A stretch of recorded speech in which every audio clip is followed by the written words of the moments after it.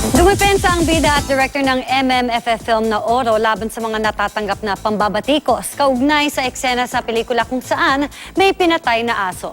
Makichika kay Nelson Canlas. Siya, ganyan lang siya ng ganyan eh. Wala siyang official. That's why, even Team Orbos, I'm sorry, bakit wala siyang sinasabi siyang chairman, di ba? So bakit napakataas ni Lisa Dino? Nanggagalaiti ang bida ng Oro na si Irma Adlawan nang questionin niya ang kapasidad ni Film Development Council of the Philippines Chair Lisa Dino Siguera na magsalita para sa MMFF. Kaugnay yan sa kontrobersyal na eksena sa pelikula kung saan may asong pinatay, dahilan para bawiin na ang FPJ Memorial Award na iginawad sa Oro, pati na ang pag-pull out ng pelikula sa mga sinihan. 4 na bodies ang nanood.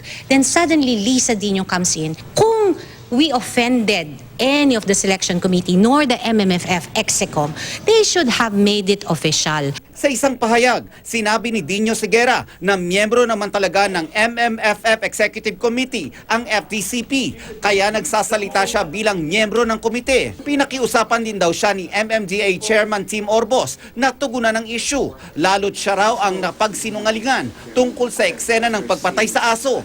Ginagawa lang daw niya ang kanyang trabaho. Sa panayam ng programang News to Go sa GMA News TV, may paliwanag ang direktor ng Oro na si Alvin Yapan. Nakakalungkot na meron nga talagang napatay talaga na aso, pero nais kong paulit-ulitin sa mga interview, hindi kami ang pumatay sa aso, ni wala sa production team ang pumatay sa aso. Gagawin ko pa rin ba yung eksenang iyon sa ganong paraan kung wala kaming nahanap na tagakatay ng aso? Of course, hindi namin gagawin. Hindi ko rin inimbento yung metapora ng aso para lang pumatay sa loob ng isang pelikula. Talagang kabahagi talaga siya ng script. Kabahagi talaga siya ng kwento, ng salaysay. At hindi ko siya inimbento. At hindi ko rin inimbento yung kultura ng karahasan doon sa lugar na kung saan kami nag-shoot. Kaya kung may sapat na ebidensya raw ang Philippine Animal Welfare Society sa paratang nitong sila ang may kagagawan sa pagpatay ng aso sa shooting, dapat lamang na mag-file sila ng kaukulang demanda. Pero hanggang ngayon daw ay wala pa silang natatanggap na formal na reklamo. Sabi ni Yapan, hindi raw makatarungan na maban siya ng 1 taon sa paggawa ng pelikula sa Metro Manila Film Festival. Umalma rin siya sa hiling ng POS, natanggalin siya sa Directors Guild of the Philippines. Karapatan ko yon bilang isang filmmaker na ipahayag yung aking saloobin. It's freedom of expression.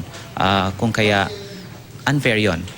Pero gusto ko na pag-usapan muna ng mga tao bago tayo magpadala sa bugso ng ating mga damdamin.